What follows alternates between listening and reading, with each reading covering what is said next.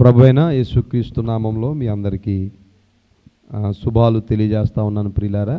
గడిచిన దినాలన్నీ కూడా దేవుడు మనలందరినీ కూడా తన ఉచితమైనటువంటి కృపలో మనలందరినీ కూడా జ్ఞాపకం చేసుకొని తన బలీయమైన రెక్కల కింద మనలందరినీ కూడా భద్రపరుచుకొని ఇలాగున మరలా ఆయన సన్నిధిలో ఇలాగును మనందరము కూడా కూడి ఆయన ఆరాధించి ఆయనను గణపరిచినట్లుగా దేవుడు మన అందరినీ సమకూర్చారు. అందును బట్టి దేవునికి వేలాది వందనాలు స్తోత్రాలు చెల్లిస్తూ ఉన్నాను.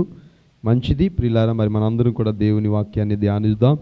ప్రభువు మనందరితో మాట్లాడినట్లుగా మనందరం కూడా ప్రార్థనాపూర్వకంగా ప్రభు సన్నిధిలో దేవుని వాక్యమును ధ్యానించుదాము. రండి, మనం ఆది కాండము మనందరం కూడా బైబిల్ గ్రంథాలు తెరచి ఆది కాండము 3వ అధ్యాయము 17 నుంచి 19 వచనాలు మనం చదువుదాం.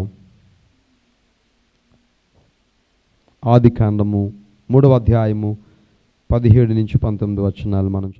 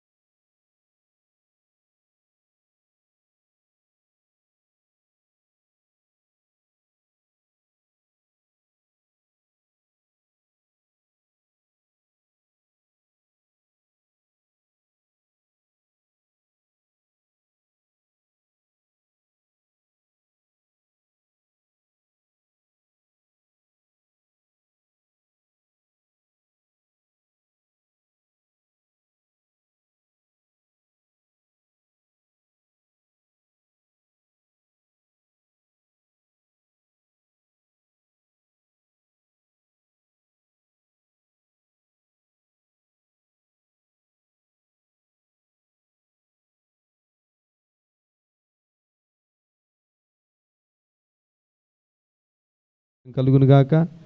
ప్రియులారా, ఇదనో మరి దేవుని వాక్యం మనం ధ్యానించినప్పుడు ప్రియులారా, మొట్టమొదటిగా మనిషి యొక్క దేవునికి మనిషి పట్ల మానవుని పట్ల ఉన్నటువంటి దేవుని యొక్క ఉన్నతమైనటువంటి ఉద్దేశాలు మనం తెలుసుకోవాలి ప్రియులారా. దేవుడు మనలను ఒక ఉన్నతమైన ఉద్దేశాలతో దేవుడు మనల్ని సృజించాడు. మనం ఆలోచన చేస్తే ఆదికాండం 1:26 చదవండి త్వరగా. 1:26 ఆదికాండం 1:26 మనం చదివితే, దేవుడు మన స్వరూపమందు మన పోలిక చొప్పున నరులను చేయదము, వారు సముద్రపు చేపలను ఆకాశ పక్షులను పశువులను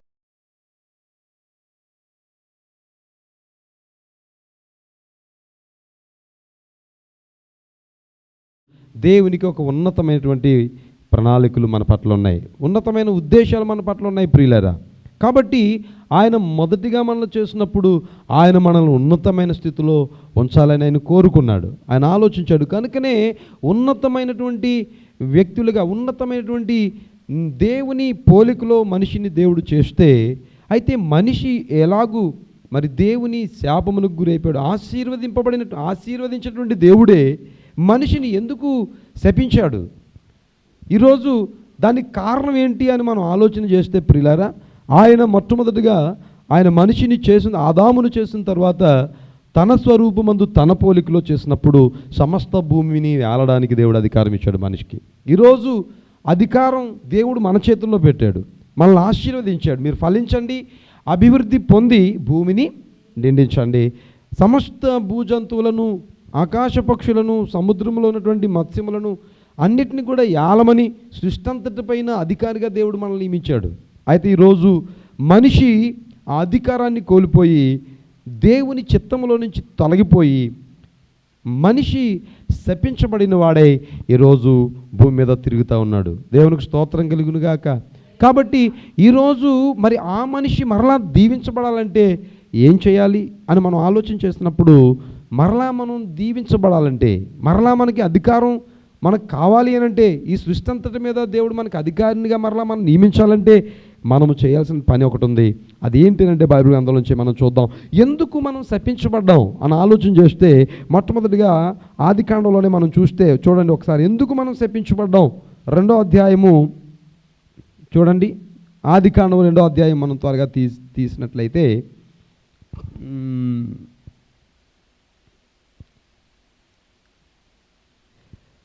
16 చదవండి. ఆ, ఆ.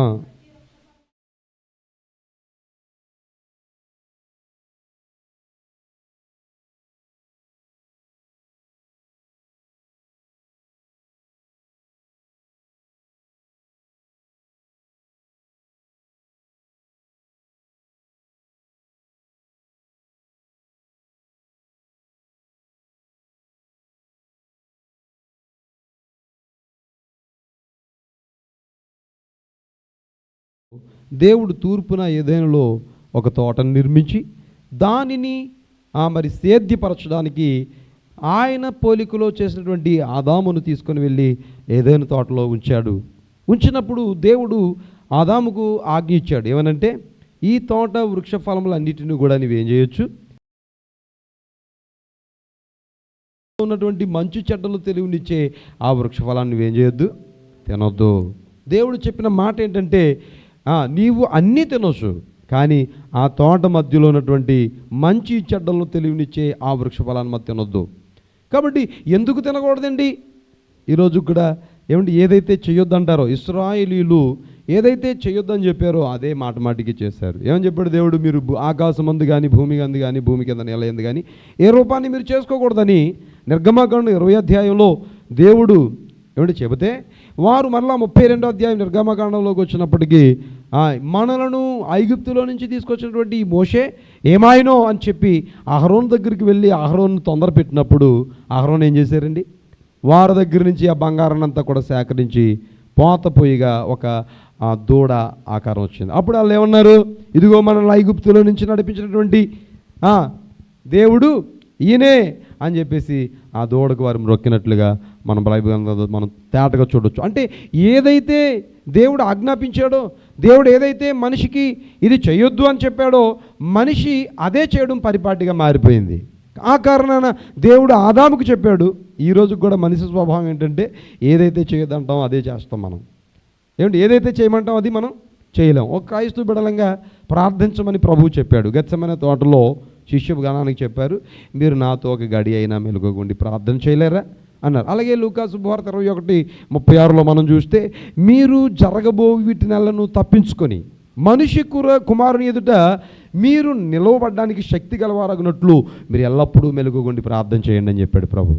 ఈ మాటలు మనకు అన్నీ తెలుసు, కానీ మనం ప్రార్థించలేము. కారణం ఏంటంటే, దేవుడు చెప్పింది ఏది కూడా మనం ఈరోజు శపించబడ్డానికి, ఈరోజు ఇన్ని బాధలు అనుభవించడానికి కారణం ఎవరంటే మన స్వయంకృతాపరాధాలే. మనం స్వయంగా మనం చేసుకున్నాం. మన పిల్లలకు మనం చెబుతాం, కానీ మన పిల్లలు వినరు. కారణం ఏంటంటే, పరిపూర్ణంగా మనం కూడా దేవుని మాట వినం.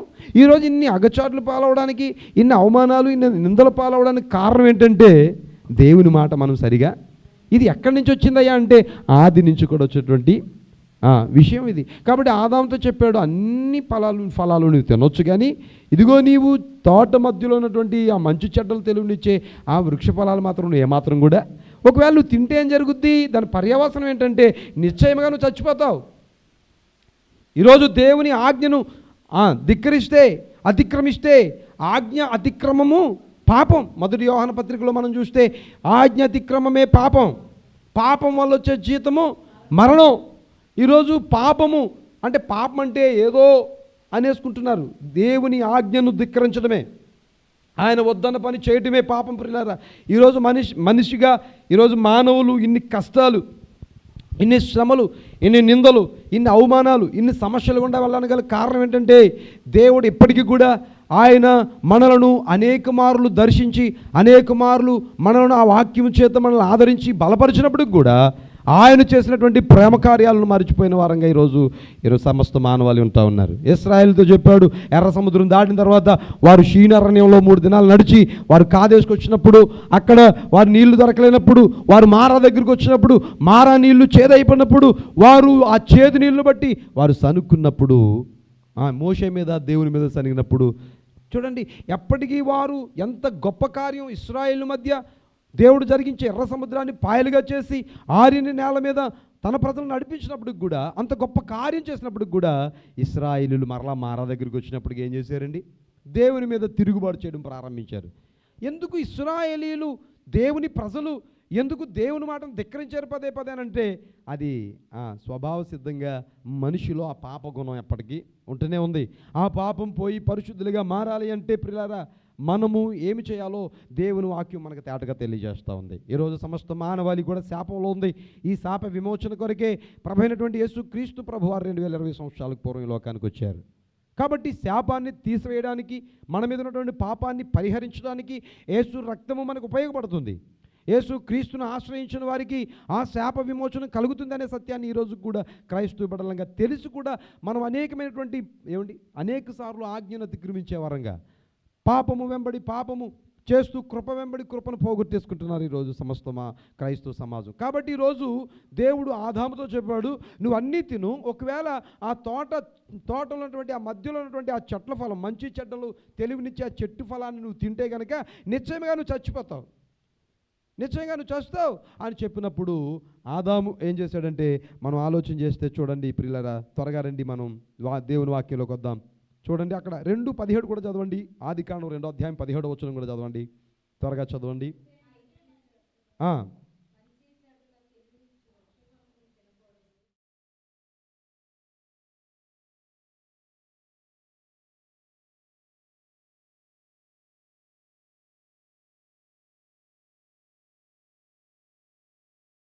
నీవు ఇంకా తప్పనిసరిగా నువ్వు మరణం అవుతావు, ఇంకా అందులో డౌటే లేదు అని చెప్పాడు.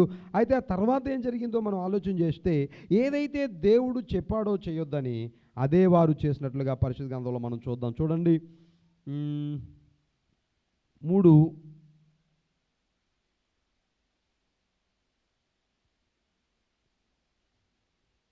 చూడండి 3వ అధ్యాయము 2వ వచనం నుంచి చదవండి. అందుకు స్త్రీ, ఈ తోట చెట్ల ఫలములను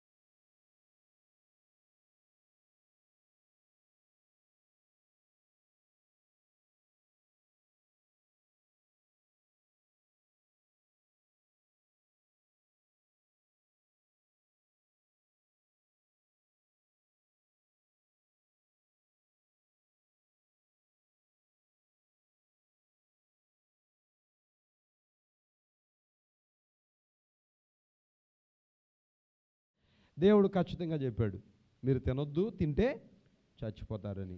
కానీ ఇక్కడ సర్పము యుక్తి గలదై ఉండి ఏం చేసింది? అది సమస్త భూజంతువులలో సర్పం అట యుక్తి గలదట. ఈరోజు కూడా చూడండి, ఆ అమాయకులను కొద్దిగా తెలివి లేని వారిని మోసగిస్తూ ఉంటారు లోకం. దేవుల్లో ఉన్నవారిని కూడా మోసపుచ్చడానికి, ఏర్పరచబడిన వారిని కూడా మోసపుచ్చి ఏం చేస్తూ ఉంది అపవాది అనేక మందిని లోకంలోకి తీసుకొని వెళ్ళిపోతుంది. ఆ మొదటి ప్రేమను మర్చిపోయేలాగా చేస్తూ ఉంది, ఆ మొదటి క్రియలు మర్చిపోయేలా చేస్తూ ఉంది. ఆ ప్రేమను వదిలి ఈరోజు ఎంతోమంది లోకంలోకి వెళ్ళిపోతున్నారు. కారణం ఏంటంటే అబద్ధ బోధలు, అబద్ధ ప్రవక్తలు, తప్పుడు బోధల వైపు అనేక మంది వారి జీవితాలు సరిగా ఉండవు. కానీ వారు వచ్చి బోధిస్తూ ఉన్నప్పుడు ఆ బోధల్లో సత్యము లేక అనేక మంది ఏం చేస్తూ ఉన్నారంటే ఈరోజు కూడా ఆ అబద్ధ బోధలు వెంబడి వారి జీవితాలని, వారి పరిశుద్ధతను పోగొట్టేసుకుంటున్నారు. అనేక మంది దేవుని కృపను నిరర్థకం చేసేసుకుంటున్నారు చాలామంది. దేవుడు చెప్పాడు అంతే, దేవుడు ఏది చెబితే అది మనం చేయాల్సిందే. అలా చేస్తే మనకి దీవెన, అలా మనం చేయకపోతే మనకి శాపం వస్తుంది. దేవుడు చెప్పినట్లుగా చేసి ఆశీర్వదింపబడిన వారు అనేకులు ఉన్నారు, కోకొల్లలాగా ఉన్నారు బైబిల్ గ్రంథంలో మనం చూస్తే. అయితే ఇక్కడ అవ్వమ్మ దగ్గరికి వచ్చింది ఎవరు వచ్చారు? సర్పం వచ్చింది. ఇది భూజంతువులన్నింటిలో యుక్తి గలదట. వచ్చి అన్నది ఇది నిజమా అని అన్నది. అంటే అప్పుడు అవ్వమ్మ ఏం చెప్పింది? ఏంటి అన్నప్పుడు, తోట చెట్ల ఫలములలో దేనినైనను మీ దేవుడు తినొద్దని చెప్పాడా అంటే, అవును తినొద్దని చెప్పాడు. అన్నీ తినొచ్చు మేము, కానీ ఆ మధ్యలో మంచి చెడ్డలు తెలియనిచ్చి ఆ వృక్ష ఫలములను దేవుడు తినొద్దని చెప్పాడు అని అవ్వమ్మ చెప్పింది. అప్పుడు అన్నది సర్పం అన్నది, మీరు చావరు. ఈరోజు కూడా ఏముందిలే, ప్రార్థనకి వెళ్ళకపోతే ఏముందిలే, ప్రార్థనకి వెళ్ళకపోతే ఏముంది, ప్రార్థన చేయకపోతే ఏముంది, వాక్యం చదవకపోతే ఏముందిలే, ఈ ఆదివారానికి మానేస్తే ఏంట్లే అనే స్వరాలు అనేకం మనకు వినపడతా ఉంటాయి. దేవుని వాక్యం చెబుతూ ఉంటుంది, ఇదిగో నీవు దేవుని సన్నిధిని నువ్వు ప్రేమించాలని, దేవుని సన్నిధిలో పచ్చని ఒలీవ మొక్కల వలె మనం ఉండాలని ప్రభు కోరుతా ఉన్నాడు. అయితే మనం కోరేది ఏంటంటే ఆ తప్పుడు వాయిస్, అంటే ఎవరో చెప్పే ఆ మాటలు మీద మనం లక్ష్యం ఉంచి, అక్కడ తిమోతికి పౌలు కూడా రాస్తాడు, మీరు తర్వాత చదవండి కావాలంటే, ఇప్పుడు మన అది కాదు కానీ ఏమని చెప్తాడు, మీరేం చేయొద్దు, ఇక ఆ తప్పుడు బోధలు, ఆ ముసలమ్మ ముచ్చట్లు ప్రక్కన పెట్టి, ఇప్పుడు మీరేం చేయాలంటే దేవుని జీవం గల దేవుని మందిరంలోనికి వచ్చి జనులు ఎలాగూ ప్రవర్తించాలో, ఎలాగూ భక్తి చేయాలో దేవుని మందిరంలోనే తెలియపరచబడుతుంది. ఎలా మనం బ్రతకాలో, మన జీవితాన్ని ఎలా సరిచేసుకోవాలో, ప్రభువుకి మనం ఎలాగూ మనల్ని మనం సమర్పించుకోవాలో, ఎంత దినాల్లో ప్రభువు కొరకు ఎలాగూ మనం బ్రతకాలో దేవుని సన్నిధిలోనే మనకి బోధించబడతా ఉంటుంది. దేవుని సన్నిధి ఎక్కడ ఉంటుందో అక్కడ దేవుని సంపూర్ణమైనటువంటి ఆశీర్వాదం ఉంటుంది. దేవునికి స్తోత్రం కలుగును గాక. అందుకే సహోదరుల ఐక్యత కలిగి నివసించడం ఎంత మేలు, ఎంత మనోహరం. అది అహరోను గడ్డం మీదుగా అతను అంగీలంచుల వరకు దిగజారి నా పరిమళ తైలం ఉంటుంది, అక్కడ ఆశీర్వాదం, శాశ్వత జీవం ఉంటుంది అని చెప్పేసి దేవుని వాక్యం సెలవిస్తూ ఉంది. ఈరోజు మన అందరం కూడి ఆయన సన్నిధిలో మనం ప్రార్థన చేసినప్పుడు దేవుని సన్నిధి మన మధ్య ఉండి మనలను ఆశీర్వదించి మనలను కృప వెంబడి కృప పొందేటట్లుగా దేవుని వాక్యం మనలను ముందుకు నడిపిస్తూ ఉంటుంది. అయితే ఇక్కడ చూడండి పిల్లరా, వాక్య భాగంలోకి మనం వద్దాం. అయితే ఇక్కడ సర్పం అన్నది, మీరు చావనే చావరు, యాలయనగా చదవమ్మా, నిశ్చయంగా మీరు చేస్తారు. అయితే అక్కడ సర్పం చెప్పింది, మీరు చావనే చావరు.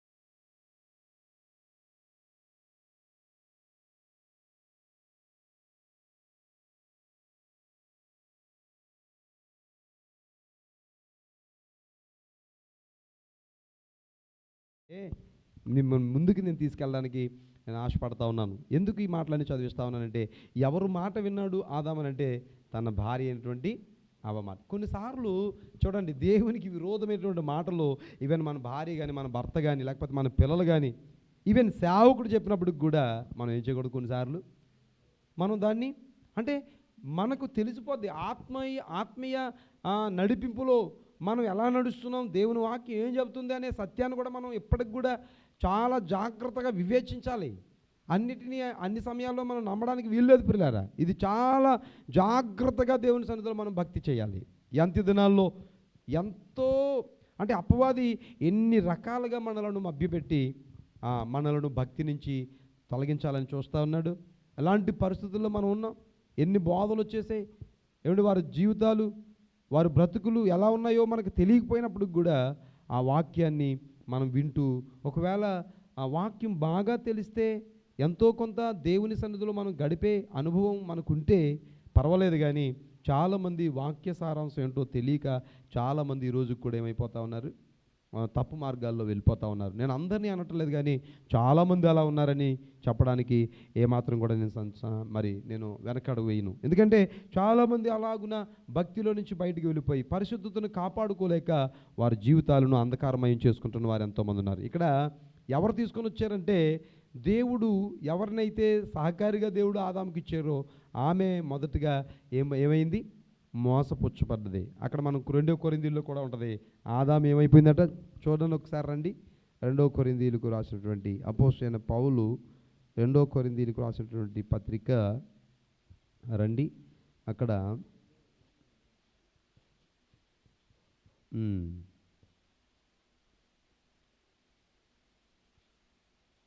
2 కొరింథీయుల్లో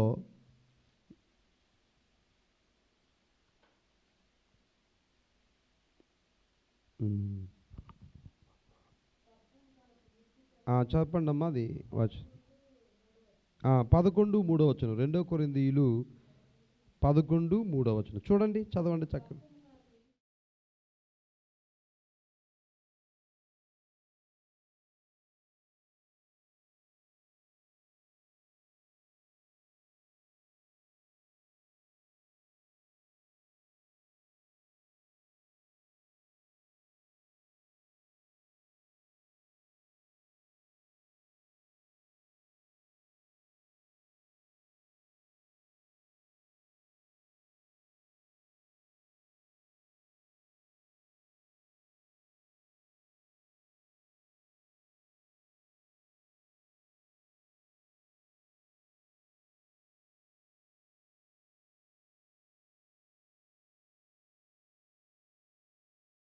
నిజంగా ప్రియులారా, సంఘం పట్ల ఎంత భయము.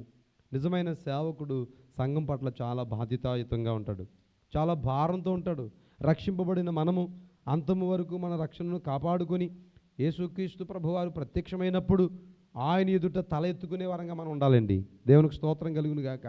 ఈరోజు చాలామంది రక్షింపబడుతున్నారు కానీ అంతము వరకు కూడా వారి రక్షణను కాపాడుకోలేకపోతున్నారు. కారణం ఏంటంటే అనేక రకాలైనటువంటి ఈ లోకంలో ఉన్నటువంటి మోసాలు, కుయుక్తులు, అనేక మంది వచ్చి అనేకులను క్రీస్తు సరళత నుండి, పరిశుద్ధత నుండి వారి మనసులను చెరిపి ఏం చేస్తున్నారు, లోకంలోనికి తీసుకుని వెళ్ళిపోయారు. ఎంతమంది ఉన్నారు ఆలోచన చేయండి.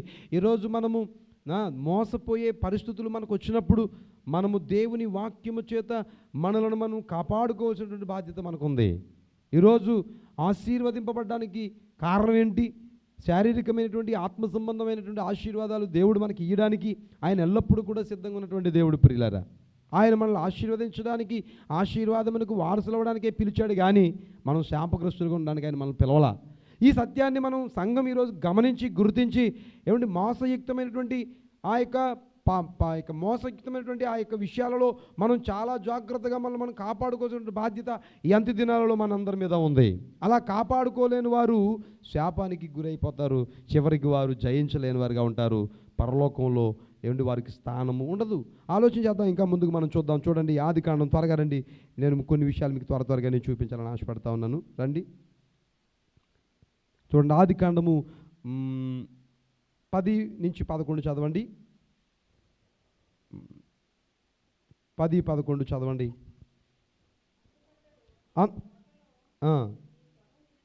స్వరం వినినప్పుడు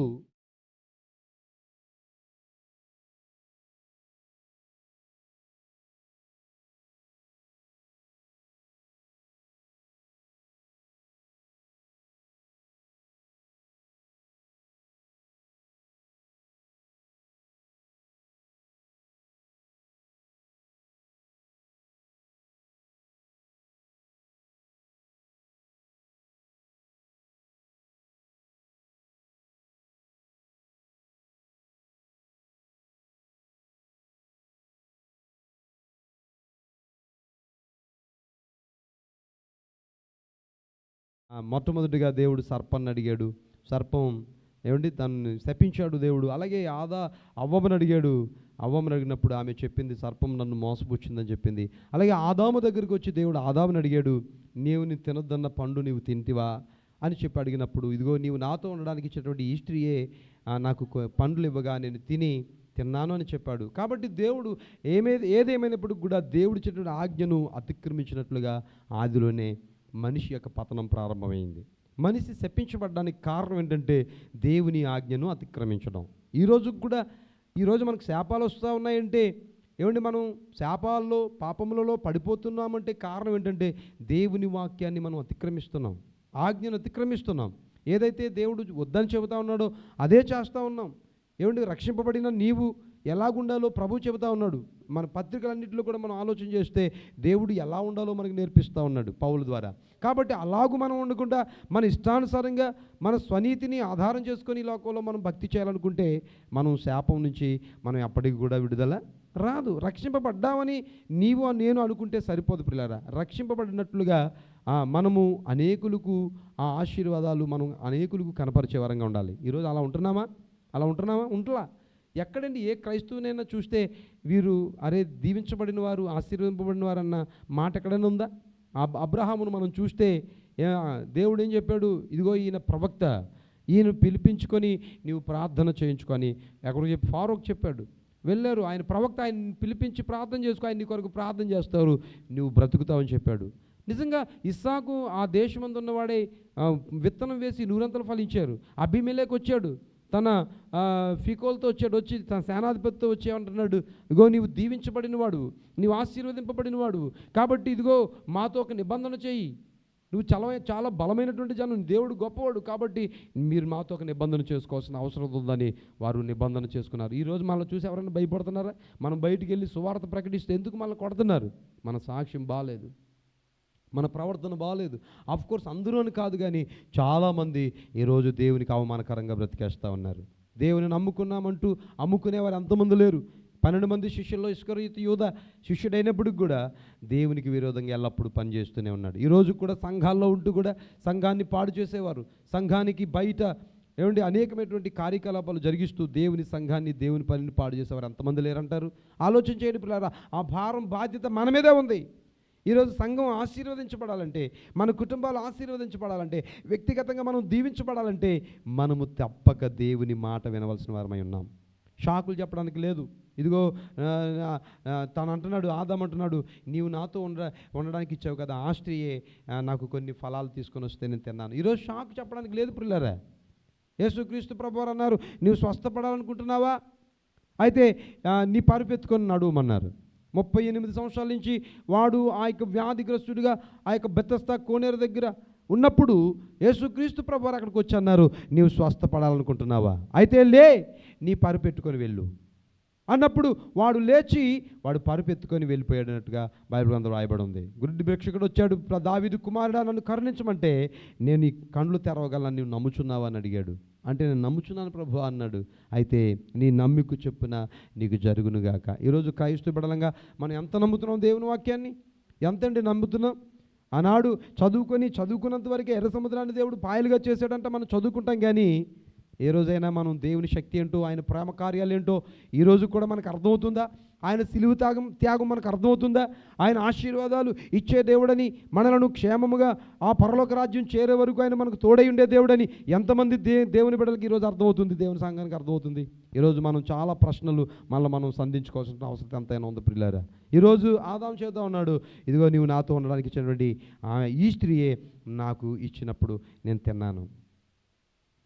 దేవుడు చెప్పాడే, నీకు చెప్పాడే. ఎవరి మీదో ఆ యొక్క పాపాన్ని లేకపోతే ఆ తప్పుని నెట్టేయడానికి ప్రయత్నం చేయొద్దు. ఈరోజు నీ కుటుంబాన్ని కట్టుకోవాల్సిన బాధ్యత నీ మీద ఉంది. వాక్యం నీకు అర్థమైతే నీ భర్తను లేకపోతే నీ పిల్లలను, నీ భార్యను నీవు ప్రభు దగ్గరికి నడిపించుకోవాల్సిన బాధ్యత మన మీద ఉంది ప్రియులారా. ఎవరికైతే దేవుని వాక్యం అర్థమవుతుందో, ఎవరైతే దీవించబడాలని ఆశపడతా ఉన్నారో వారి మీద బాధ్యత ఉంది. వారే కుటుంబాన్ని నడిపించుకోవాలి, వారే ఆ యొక్క సమాజాన్ని నడిపించుకోవాలి, వారే సంఘాన్ని కాయాల్సిన బాధ్యత వారి మీదే ఉంది. ఈరోజు మనం ఆలోచన చేస్తే ఎవరి మీదో మనం తప్పులు నెట్టేయడానికి ఈరోజు మనకి అవకాశం లేదు ప్రియులారా. అలాంటి దినాలు లేవు. ఇంకా మనం ఈరోజు సరి చేసుకొని మనతో ఉన్న వారిని మనం సరి చేసే వారంగా మనం ఉండాలని దేవుని వాక్యం సెలవిస్తూ ఉంది. చూడండి, మీరు త్వరగా చూడండి, 4వ అధ్యాయం 11 చదవండి. ఆదికాండం.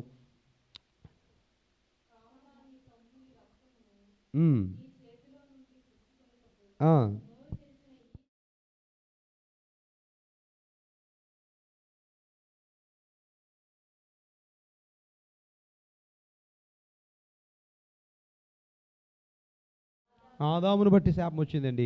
ఇదిగో నిన్ను బట్టి నేల శపింపబడి ఉన్నది, నేల శపించబడ్డది. కాబట్టి ఇక మీదట అది దాని సారాన్ని ఇవ్వదు. కాబట్టి నువ్వు పొలంలో పంట మాత్రమే తింటావు.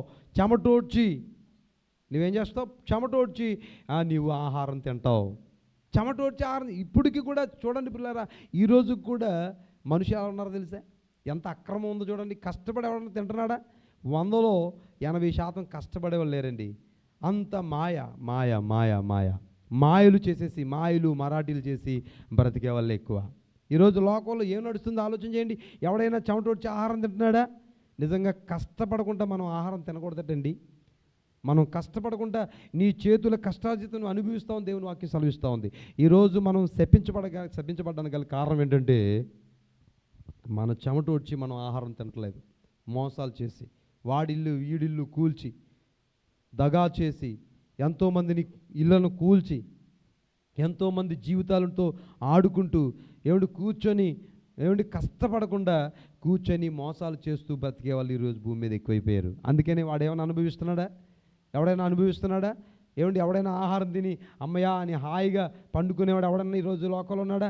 దేవుని మాటకి ఈరోజు కూడా చాలామంది వ్యతిరేక దిశలో పయనం చేస్తూ ఉన్నారు, వ్యతిరేక దిశలో నడుస్తూ ఉన్నారు. కాబట్టి ఈరోజు కూడా ఎవడు కూడా ఆహారం తిని హాయిగా నేను తిన్నాను సంతోషంగా నేను ఉన్నాను అనేవాడు ఈరోజు ఒక్కడు కూడా ఈ లోకంలో కనబడలేదు. కారణం ఏంటంటే మన చేతుల కష్టార్జితమే మనం అనుభవిస్తాం. ప్రభువు అన్నాడు, దేవుడు అన్నాడు ఆదాముతో, ఇదిగో నీవు పొలములో పంట మాత్రమే తింటావు, నీ కష్టం నువ్వే తింటావు, నువ్వు చెమట వచ్చి నువ్వు ఆహారం తింటావు. ఈరోజు చెమట వచ్చి ఆహారం తిన్నవాడు ఎవడన్నాడు అండి? కష్టపడి ఆహారం తిన్నవాడు ఎవడన్నాడు? ఈరోజు చూడండి ఎన్ని రకాల పనులు వచ్చేసాయి, ఎన్నో ఎన్నో ఎన్నో ఎన్నో రకాల బోగస్ ఎంతో కూర్చొని వాడు ఏ కష్టపడకుండా మోసాలు చేస్తూ జ్ఞానాన్ని లోక జ్ఞానాన్ని ఉపయోగిస్తూ డబ్బులు సంపాదించి గొప్ప గొప్ప మేడలు కట్టేవారు ఎంతమంది అయిపోయారు? ఇలా ఆలోచన చేయండి.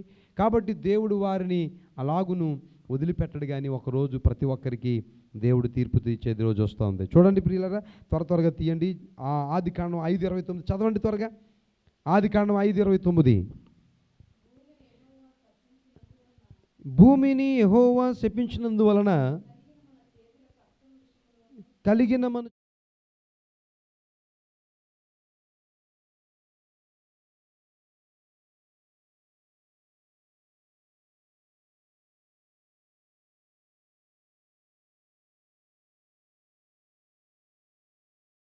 భూమిని శపించిన తర్వాత ఎలాంటి దినాలంటే మనుషులు పాపముతో నిండిపోయినటువంటి దినాలు. బహుఘోరం అయిపోయింది పాపం. ఆదికాండం 6వ అధ్యాయంలోకి వచ్చేసరికి మనం ఆలోచన చేస్తే అలాంటి దినాలలో ఆ దినాల్లో నోవహు పుట్టాడు. నోవహు పుట్టినప్పుడు తన తండ్రి అయినటువంటి ఆయన తండ్రి ఎవరు చూడండి అక్కడ పైన, లెమెకు. నోవాహుకి ఏం పేరు పెట్టాడంటే నోవాహు అని పేరు పెట్టాడు. దానికి కారణం అంటే నెమ్మది, ఈ భూమికి నెమ్మది కలుగుతుంది అని పేరు పెట్టాడు. పేరు పెట్టడం వల్ల అర్థం ఏంటంటే శపించబడినటువంటి ఈ నేల మరలా నెమ్మది పొందబోతూ ఉంది. ఆయన ముందుగానే దేవుడు తనకు తెలియపరుచుంటాడు. ఎందుకంటే పాపం అప్పటికే మనుషుల్లో ఉన్నటువంటి పాపం బహుభయంకరంగా మారిపోయింది. చాలా ఆదికాండం 6వ అధ్యాయంలోకి మనం వస్తే నరుల యొక్క చెడుతనం భూమి మీద బహు గొప్పదైపోయింది ప్రియులారా. అలాంటి పరిస్థితుల్లో దేవుడు భూమికి తీర్పు తీర్చాలనుకున్నాడు. ఆలోచన రోమీలకు రాసిన పత్రిక 8వ అధ్యాయం 22 చదవండి త్వరగా. రోమీలకు రాసిన పత్రిక 8వ అధ్యాయము 22.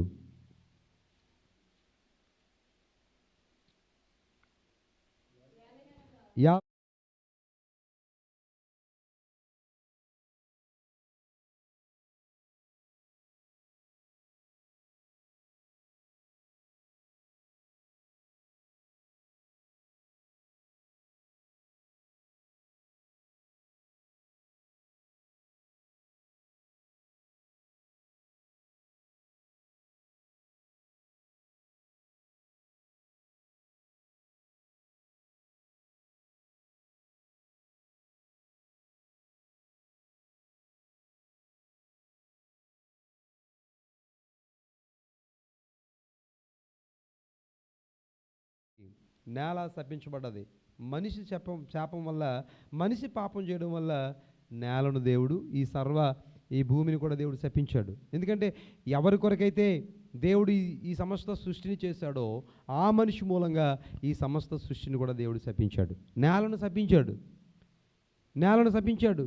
కాబట్టి ఈ నేలంతా కూడా మరలా నాశనమునకు మూలుగుతూ తనలో తాను మూలుగుతూ విడుదల కొరకు కనిపెడతా ఉందట. ప్రసవ వేదన పడతా ఉందట పిల్లరా.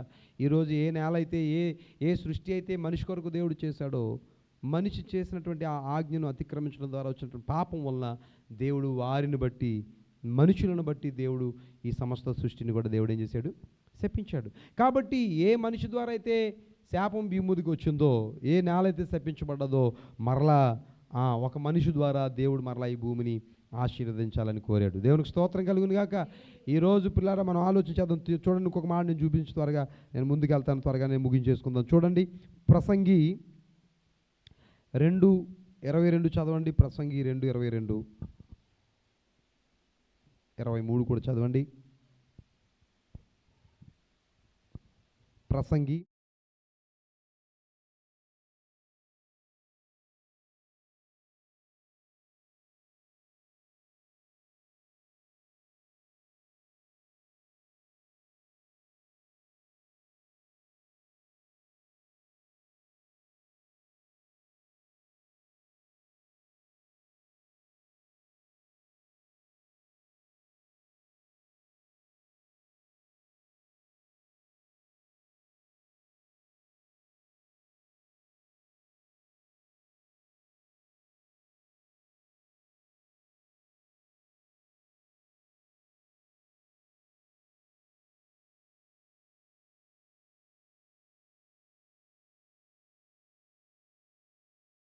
ఎంత ప్రయాసపడినప్పుడు కూడా దేవుని యొక్క శాపమునకు ఈ సమస్త సృష్టి కూడా లోనైపోయింది. కాబట్టి మనిషి ఎప్పుడైతే దేవుని యొద్దకు వస్తాడో అప్పుడు మాత్రమే మరలా దీవించబడిన వాడిగా మారతాడు. చూడండి, ఇప్పుడు మనం చూద్దాం యోహాను శుభవార్త 8:32, 36 మనం చూద్దాం. త్వరగా చూద్దాం, కొన్ని విషయాలు త్వరగా చూద్దాం. యోహాను శుభవార్త 8:32-36 వచనాలు. కాబట్టి మిమ్మును స్వతంత్రులుగా చేయును,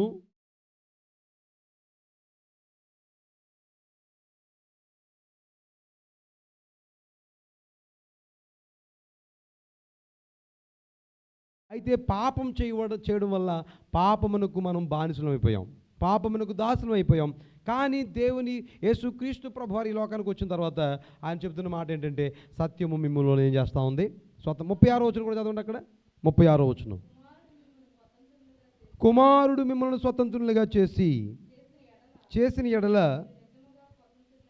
మీరు నిజంగా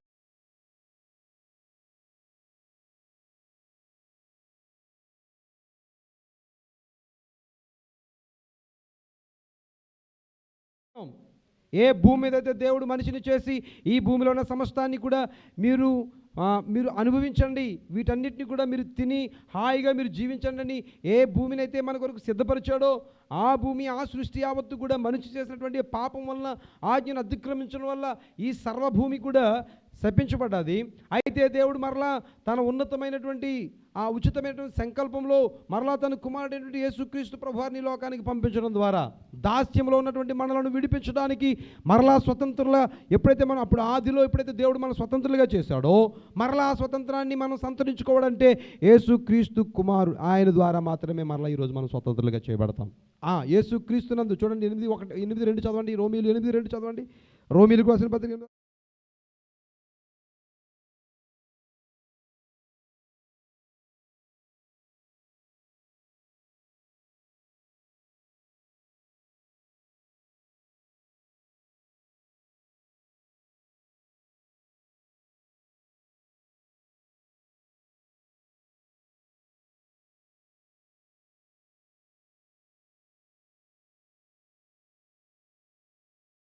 ఆత్మ యొక్క నియమము పాప మరణముల నియమము నుండి నన్ను విడిపించును. ఎట్లనగా ధర్మశాస్త్రము దేనిని చేయజాలకపోయానో దానిని దేవుడు చేసెను. ధర్మశాస్త్రం ఇచ్చింది. ధర్మశాస్త్రం ఏమన్నదంటే ఈ ఆజ్ఞలన్నీ నువ్వు పాటిస్తే నువ్వేమవుతావు? దీవించబడతావు. మన ద్వితీయోపదేశకాండం 28వ అధ్యాయంలో మనం చూస్తే ఇదిగో నీవు దేవుని ఆజ్ఞలు, ఆయన కట్టడులు, ఆయన ధర్మ విధులన్నీ కూడా నువ్వు అనుసరించి నడిస్తే భూమి యొక్క మంచి పదార్థములన్నీ కూడా నేను నీకు చూడండి కొన్ని ఏంటంటే పరిమితులు పెట్టాడు. ఇది నువ్వు చేస్తే కొన్ని షరతులు ఉన్నాయి, ఇది నువ్వు చేస్తే భూమి యొక్క ఇవన్నీ కూడా నువ్వు అనుభవిస్తావని దేవుడు చెప్పాడు. ధర్మశాస్త్రాన్ని దేవుని ప్రజలకు ఇచ్చాడు. అయితే వాటిని చేయడానికి ఎవరి తరం కాలేదు. ఎవరు కూడా వాటి చేటు యందు నిలకడగా ఉండలేకపోయారు. దాన్ని ఎవరు చేయలేకపోయారు. ఆజ్ఞలు పాటించి వారు ఆశీర్వదింపబడలేకపోయారు. అయితే దేవుడు మన దీనస్థితిని చూచి దేవుడే ఏమని చేశాడంటే కాలము సంపూర్ణమైనప్పుడు తన కుమారుని లోకానికి పంపించాడు. దేవునికి స్తోత్రం. ఆయన కుమారుడి లోకానికి రావడం ద్వారా ఏమంటే క్రీస్తు యేసునందు జీవమునిచ్చు ఆత్మ యొక్క నియమము పాపం యొక్క మరణం నుండి మనల్ని ఏం చేస్తుంది? ఇది లేకుండా చేస్తూ ఉంది. ఈరోజు యేసుక్రీస్తునందు ఎవరైతే ఉంటారో, యేసుక్రీస్తునందు ఎవరైతే తన బ్రతుకును మలుచుకుంటారో వారిని దేవుని యేసుక్రీస్తు ప్రభువారు స్వతంత్రులుగా చేస్తూ ఉన్నారు. చూడండి, అదే ఉంది. గలతీలు చదవండి త్వరగా. గలతీలు 5:1 చదవండి.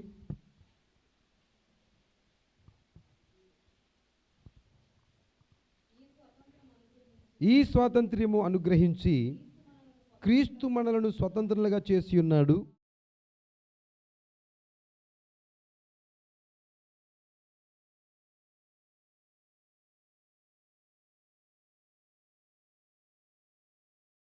ధర్మశాస్త్రాన్ని ఇచ్చాడు. ఆ ధర్మశాస్త్ర ప్రకారంగా దేవుడు మరలా మనల్ని దీవించాలనుకున్నాడు, కానీ దాని వలన కాలేకపోయింది. ఏ మనుషుడికి కూడా అది సాధ్యం కాలేదండి.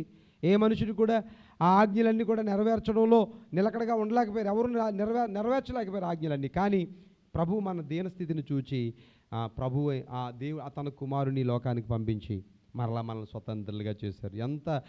ఎంత ఆశీర్వదించబడినటువంటి వారం మనం. ఈరోజు అది కూడా చేయలేక చాలామంది ఇంకా శాపగ్రస్తమైన జీవితాల్లోనే ఉన్నారు పిల్లారా.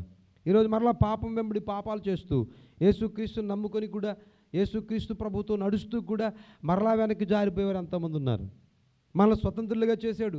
ఇక మరలా పాపం చేయడానికి మనం మరలా పాపం అనే కాడి కింద మనం చిక్కుకొనకుండా ఆయన మనల్ని స్వతంత్రులుగా చేస్తే మరలా మనం ఏం చేస్తూ ఉన్నాం? పాపం అనే ఆ కాడి క్రిందకి మరలా వెళ్ళిపోతూ ఉన్నాం. ఆ పాపపు కాడిని విరిచాడు. ఆయన కాడి మనం మీద పెట్టాడు. ఆ కాడి సులువుగాను తేలిగ్గాను ఉంది. దేవునికి స్తోత్రం కలుగును గాక. అదేం చేస్తుందంటే మనకి విశ్రాంతిని కలుగజేస్తూ ఉంది. యేసయ్య పెట్టే కాడి అది తేలిగ్గా ఉంది. అది మనకి విశ్రాంతిని కలుగజేసేది. విశ్రాంతిని కలుగజేసి ఆ పరలోక రాజ్యంలోనికి మనల్ని తీసుకొని వెళ్ళి మనకు విశ్రాంతిని ఇచ్చేది. కాబట్టి ఈరోజు చాలామంది వెనక్కి వెళ్ళిపోతున్నారు. చాలామంది మరలా పాపాలు వెనక్కి వెళ్ళిపోతున్నారు. మనకు చాలా విషయాలు బైబిల్ ఎఫెసీయులకు రాసిన పత్రికలో మనం తీయండి ఒక్కసారి. ఆ మాటలు కొన్ని మాటలు చూసి మనం జస్ట్ ముందుకు వెళ్దాం. చూడండి, ముందుకెళ్ళి మనం ముగించుకుందాం. ఎఫెసీయులకు రాసినటువంటి పత్రికలో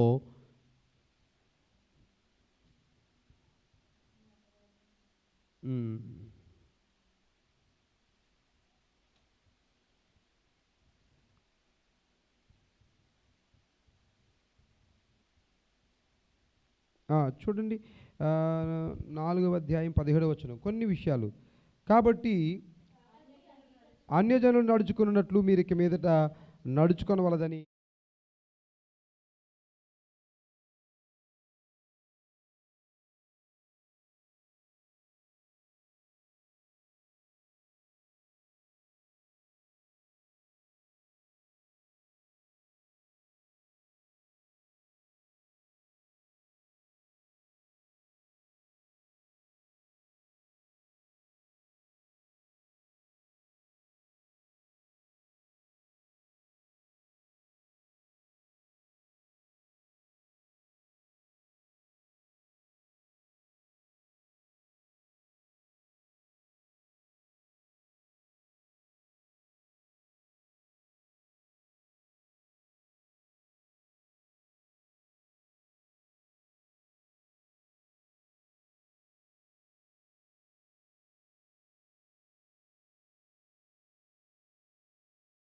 మీకు మీద నడుచుకోవడానికి వీలు లేదు.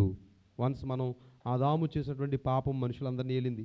రోమీయులకు రాసిన పత్రిక 5వ అధ్యాయం 12వ వచనంలో ఉంటుంది. మనం అందరం చూస్తాం.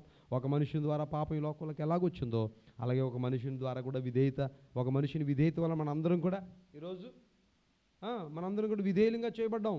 పాప పరిహారం దొరికింది, మనకి శాప విమోచన దొరికింది. పిల్లారా, మనందరం కూడా ఈరోజు దీవించబడిన వారంగా మనం ఉన్నాం. కాబట్టి ఈరోజు దేవుని వాక్యం సెలవిస్తూ ఉంది, మనము ఇక వెనక్కి వెళ్ళి వారు నడుచుకున్నట్లుగా మనం నడుచుకోవడానికి వీలు లేనే లేదు. చూడండి, ప్రకటన గ్రంథంలో చివరిగా ప్రకటన గ్రంథం తీయండి. 21:10 చదవండి. 21:10.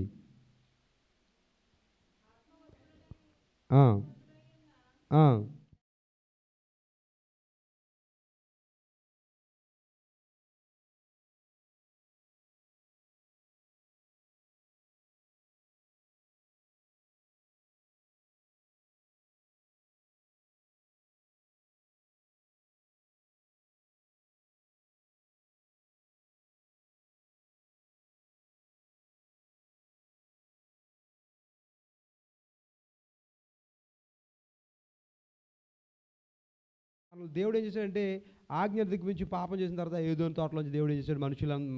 ఆ మానవుడిని ఏం చేశాడు? ఆదామును బయటకు తీసేసాడు.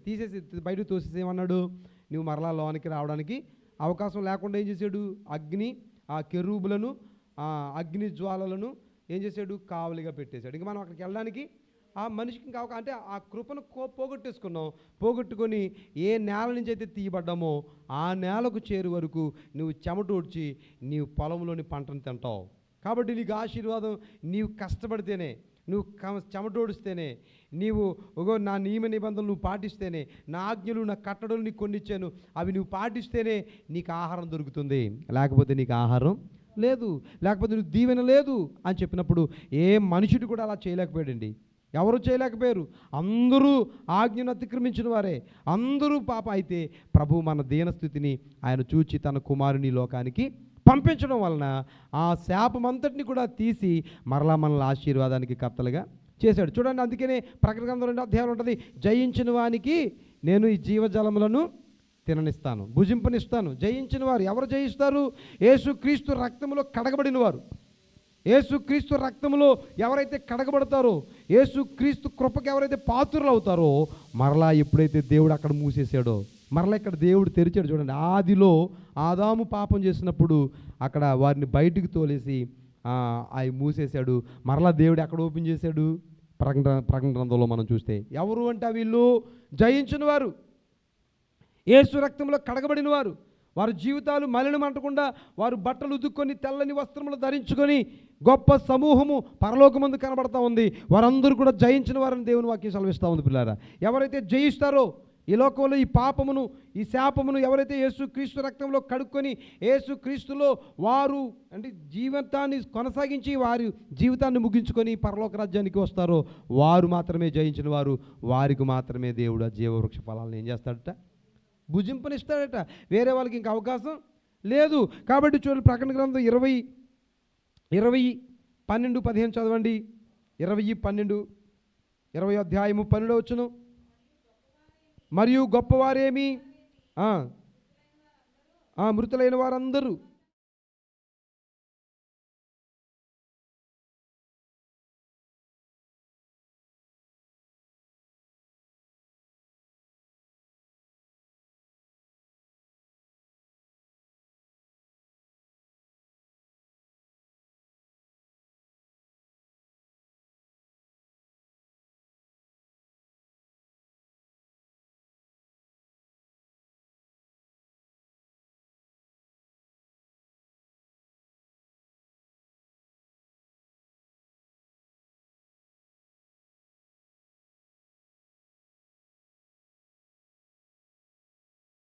అండి. ఆదిలో దేవుని ఆజ్ఞను అతిక్రమించి ఏ మనిషిని ద్వారా అయితే పాపం ఈ లోకంలోనికి వచ్చిందో అలాగునే మరలా ఒక మనుషుని ద్వారా మరలా మనం దేవుడిచ్చినటువంటి ఆ జీవంలోకి ప్రవేశిస్తాం. శపించబడినటువంటి మనము దీవించబడ్డానికి దేవుడు మరలా యేసుక్రీస్తుని మార్గంగా ఈ లోకానికి పంపించాడు. చాలా ఈజీ. ఇది చేయడానికి ఏవేవో మనం చేయాల్సిన పని లేదు, ఏవేవో మర్మాలు వినాల్సిన పని లేదు. దేవుడు మరలా ఇక్కడ మూసినటువంటి ద్వారాలు మరలా యేసుక్రీస్తు ద్వారా అక్కడ తెరిచి ఉంచాడు. ఎవని పేరైనను జీవగ్రంథమందు వ్రాయబడినట్లు కనబడని ఎడల వాడు అగ్నిగుండంలో పడవేయబడతాడు. ఆడు బ్రతికేంటో మనకు అర్థమవుతుంది. ఇప్పుడు ఆలోచన చేయండి, ఈరోజు మనం శపించబడ్డాం. మన మూలంగా ఈ సమస్త నేల సమస్త సృష్టి కూడా ఏమైంది? శపించబడ్డది. శపించబడినటువంటి ఈ సమస్తము కూడా మరలా ఎవని ద్వారా మరలా పరిశుద్ధపరచబడదంటే యేసుక్రీస్తు ఈ లోకానికి రావడం ద్వారా, ఆయన రక్తము కార్చడం ద్వారా. ఆయన రక్తములో సమస్త మానవాళికి పాప పరిహారం జరిగింది.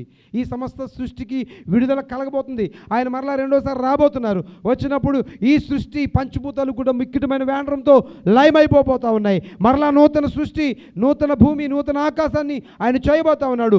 అందులో ఎవరి పేరు ఉంటుందంటే ఎవరి పేరైతే జీవగ్రంథంలో రాయబడి ఉంటుందో వారు మాత్రమే ఆశీర్వదించబడతారు. శపించబడిన నీవు మరలా దీవించబడాలంటే యేసుక్రీస్తు ద్వారా మాత్రమే మరలా పరలోక రాజ్యానికి.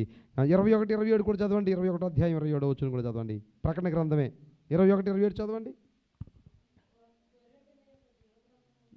గొర్రె పిల్ల యొక్క జీవగ్రంథమందు రాయబడిన వారే దానిలో ప్రవేశింతురు గాని నిషిద్ధమైనది ఏదైనను అసహ్యమైన దానిని అబద్ధమైన దానిని జరిగించువాడు ఎవడైనను దానిలోనికి ప్రవేశింపడు. దేవునికి స్తోత్రం కలుగును గాక. ప్రియులారా, ఈరోజు పాఠం ఏంటంటే, ఆదిలో దేవుడు ఒక ఉద్దేశంతో మనిషిని చేసినప్పుడు మరి దేవుని ఉద్దేశాలు, దేవుని యొక్క ప్రణాళికలు ఏంటో తెలియకుండానే మనిషి ఏమైపోయాడంటే మోసానికి గురైపోయాడు. మోసానికి గురైపోయి ఆ యొక్క ఆజ్ఞను అతిక్రమించి ఈ లోకానికి శపించబడిన వాడుగా మిగిలిపోయాడు. అయితే దేవుడు కరుణా సంపన్నుడై ఉండి మన దీనస్థితిని ఆయన చూచి ఆయన తన కుమారుని లోకానికి పంపించడం ద్వారా, ఆయనను ఈ లోకానికి పంపించడం ద్వారా ఈరోజు మరలా మనం ఎక్కడైతే హక్కును కోల్పోయామో, ఎక్కడైతే మన స్వాస్థ్యాన్ని మనం కోల్పోయామో, మరలా దేవుడు దాన్ని ఇవ్వడానికి ఎంత పెద్ద త్యాగం, తన కుమారుని పంపించి ఈ లోకానికి పంపించడం ద్వారా మనందరము శపించబడిన మనందరం కూడా దీవించబడినట్లుగా ఆయన సిలువలో ఆ కార్యం ద్వారా మరలా మనందరికీ కూడా జీవవృక్ష ఫలాలు తిని నిరంతరము జీవించి ఆయనతో నిరంతరము బ్రతికే అవకాశాన్ని దేవుడు మరలా మనకి ఇచ్చాడు. కాబట్టి పిల్లరా, ఈరోజు మనం ఆలోచించేద్దాం. ఒకవేళ మనము కొన్ని విషయాల్లో ఇంకా ఎక్కడో ఆగిపోయినట్లయితే, నిలిచిపోయినట్లయితే, ఈ లోకంలో ఇవన్నీ జరగచ్చు, జరగకపోవచ్చు, మేలు జరగచ్చు, కీడు జరగచ్చు, ఏదైనా జరగచ్చు కాక, కానీ అవన్నీ కాదు. కానీ మనము దేవుని సన్నిధిలో ఎలాగూ ఉంటున్నాం, వాక్యానుసారంగా బ్రతుకుతున్నామా లేదా, దేవుడు చెప్పినట్లుగా చేస్తూ ఉన్నామా లేదా, దేవునికి విధేయులమై ఉంటున్నామా లేదా, దేవునికి ఇష్టలుగా మనం కొనిపోపడక మునుపు దేవునికి ఇష్టలుగా మనం ఉంటున్నామా లేదా, దేవుని సంతోషపెట్టే భక్తి చేస్తున్నామా, లేకపోతే మనుషులను సంతోషపెట్టే భక్తి చేస్తున్నాం? ఎవరిని సంతోషపెట్టాలని లోకంలో మనం ఆలోచన చేస్తూ ఉన్నాం? పిల్లలు ఆలోచన చేయండి. ప్రభువుని సంతోషపెట్టే భక్తి మనం చేయాలని ప్రభు కోరుతా ఉన్నాడు. ఎప్పుడైతే నీవు అలాగు చేస్తావో తప్పనిసరిగా నీవు ఈ శపితమైనటువంటి మరి ఈ యొక్క పరిస్థితుల నుంచి మరలా దీవెనకరమైనటువంటి ఆశీర్వాదకరమైనటువంటి ఆ లోకంలోనికి మనందరం కూడా వెళ్తాం. దేవుడు ఆ విధముగా మనలందరినీ కూడా సిద్ధపరిచి మనల్ని బలపరిచి ఆయన రాకడ కొరకు మనందరం కూడా ఎదురు చూచినట్లుగా తన కృపనిచ్చి మనల్ని నడిపించాలని కోరుతూ ఈ మాటలు నేను ముగిస్తూ ఉన్నాను. Praise the lord. అందరికీ వందనాలు. ప్రార్థన చేసుకుందాం. పరిశుద్ధుడా, ప్రేమ కలిగిన మా దేవానికి స్తోత్రాలు. ఈ రాత్రి ఇదిగో తండ్రి, నీ సన్నిధిలో కొన్ని విషయాలు, కొన్ని పాఠాలు మా జీవితంలో మీరు మాకు ఇచ్చారు. ఇదిగో నాయన, మరి ఆదిలో నీ ఒక ఉద్దేశంతో, ఒక ఉన్నతమైన ప్రణాళికతో నీవు మనిషిని, మానవుని నీ పోలికలో, నీ స్వరూపంలో చేసుకున్నప్పుడు ఇదిగో తండ్రి, నీవు ఇచ్చిన ఆజ్ఞను అతిక్రమించి ఇదిగో తండ్రి, ఏ సృష్టి అయితే మా కొరకు చేసి ఉన్నావో మా మూలముగా మేము శపించబడడమే కాకుండా మా మూలముగా ఈ సృష్టి అంతా శపించబడినదై శాపమునకు గురై పాపములో శాపములో కొట్టుమిట్టాడుతున్న మమ్మలను ప్రభువా, మా దీనస్థితిని చూచి దేవా, శపించబడిన మమ్మలను దీవించాలని నీవు సంకల్పించి ఆదిలోనే మా కొరకు నీ కుమారుణ్ణి అయాన్ని వధించి దేవా, మా రక్షణ కొరకై నువ్వు ఒక ప్రణాళికను సిద్ధము చేసి కాలము సంపూర్ణమైనప్పుడు సయ్యా నీ కుమారుని లోకానికి పంపించడం ద్వారా, ఆయన సిలువలో చేసినటువంటి ఆ త్యాగము ద్వారా, ఆ యొక్క సిలువ త్యాగం ద్వారా ప్రభువా, అయ్యా ఆయన కాచిన రక్తములో ఇదిగో మా సమస్త పాపాలు కడిగికొని పరిశుద్ధులుగా చేయబడి ఇదిగో నీ జీవగ్రంథములో మా పేర్లు లిఖించుకొని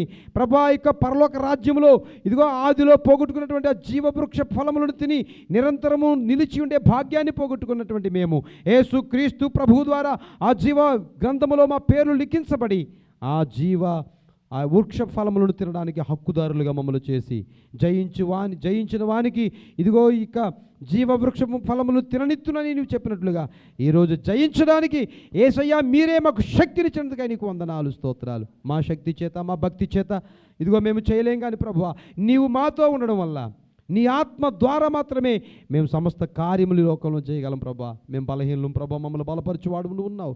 నీ వాక్యము మమ్మల్ని బలపరిచి ఇదిగో ఆ పరలోక రాజ్యానికి చేర్చేదని మేము నమ్మి ఇదిగో తండ్రి నీ కొరకు సిద్ధపడడానికి ఇదిగో నువ్వు రెండవసారి వచ్చి ప్రభువా, ఈ సమస్త మానవాళిని ఇదిగో తండ్రి నీవు తీసుకొని వెళ్ళి దేవా ఆ పరలోక రాజ్యంలో నీతో ఉండే భాగ్యాన్ని మాకు ఇచ్చి దేవా, అంత గొప్ప కృపను మాకు ఇచ్చావు. అందరి బట్టి స్తుతిస్తూ ఉన్నాం స్వామి. నీ రాకడ కొరకు మేము అందరము సిద్ధపడినట్లుగా మమ్మల్ని అందరినీ వాక్యము చేత మమ్మల్ని భద్రం చేసి మీ నామానికి మహిమ తెచ్చుకోనమని, ఎటువంటి మోసయుక్తమైనటువంటి అయ్యా ప్రభా నాయన మరి పరిస్థితుల్లో మేము పడిపోకుండా, ఆ మొదటి ప్రేమను వదిలిపెట్టకుండా, ఆ మొదటి భక్తి భావాలను మేము వదిలిపెట్టకుండా, ఆ మొదటి క్రియలు మేము విడిచిపెట్టకుండా మరలా మేము అలాగు చేస్తూ ప్రభా నీ రాకడ కొరకు సిద్ధపడినట్లుగా మీరే సహాయము చేయమని ఈ చిన్న మందగా మేము చేరి ఉన్నాం ప్రభా. మమ్మల్ని అందరినీ మీరు దీవించండి, ఆశీర్వదించండి. దేవాని కృప కొరకై మమ్మల్ని ఆయుత్తపరచండి. మహిమ ఘనత ప్రభావాలు మీరు మాత్రమే పొందమని మా ప్రభువైన యేసుక్రీస్తు నామములో ఈ ప్రార్థన మనవులు అడిగి వేడుకొనుచున్నాము తండ్రి, ఆమేన్. తండ్రి అయిన దేవుని ప్రేమ, కుమారుడైన యేసుక్రీస్తు వారికి కృప, పరిశుద్ధాత్మ దేవుని యొక్క అన్యోన్య సహవాసము, సమాధానము, తోడు కాపుదల మనకును ప్రభు రాకడ కొరకై ఎదురు చూచే సకల పరిశుద్ధులకును మన కుటుంబములకును మన బిడ్డలకును సదాకాలము తోడయుండి నడిపించునుగాక. ఆమేన్. యేసు రక్తమే జయం, సిలువ రక్తమే జయం. ప్రవేశన మనకు సంపూర్ణ విజయము, అపవాది క్రియలు కనంత నాశనం కలుగునుగాక. ఆమేన్. అందరికీ వందనాలండి. దేవునికి స్తోత్రం.